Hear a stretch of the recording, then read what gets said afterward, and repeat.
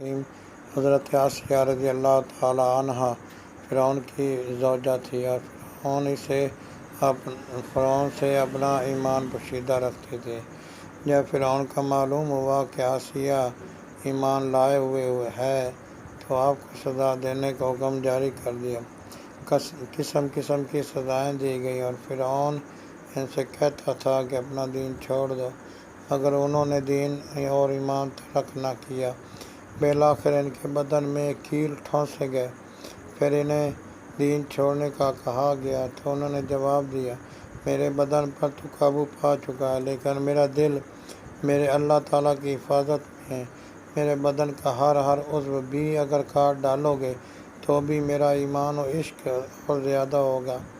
حضرت موسیٰ علیہ السلام کا گزر حضرت آسیہ رضی اللہ تعالیٰ عنہ کے سامنے سے ہوا تو ان کو آسیہ نے آواز دے کر پوچھا کہ میرا پروردگار اللہ تعالیٰ مجھ سے راضی ہے یا کہ ناراض ہے؟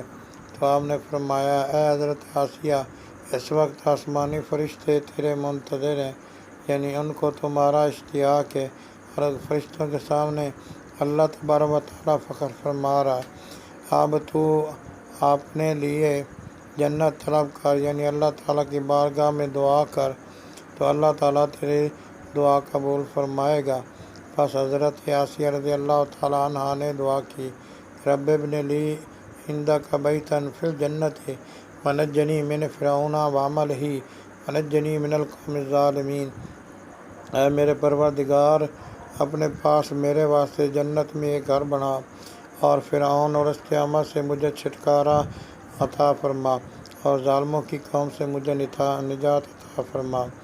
اور حضرت سلمان فارسی رضی اللہ تعالیٰ عنہ سے روایت ہے کہ فرعون نے اپنی زوجہ حضرت آسیہ رضی اللہ تعالیٰ عنہ کے بدن پر 4 کیل لگائے اور ان کی چھاتی پر چکی رکھی اور اس کا چہرہ آفتاب کی جانب کیا تو اس نے آسمان کی جانب سر اٹھا کر دعا کی، رب ابن لی عندک بیتا فی الجنۃ۔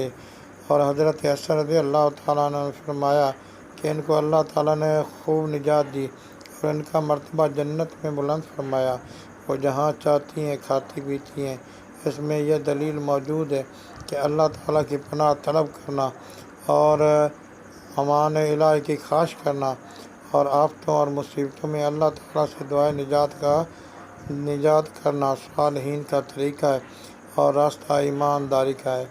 اللہم صلی علی سیدنا و مولانا محمد وعلی آلہ و صحابہ وبارک وسلم۔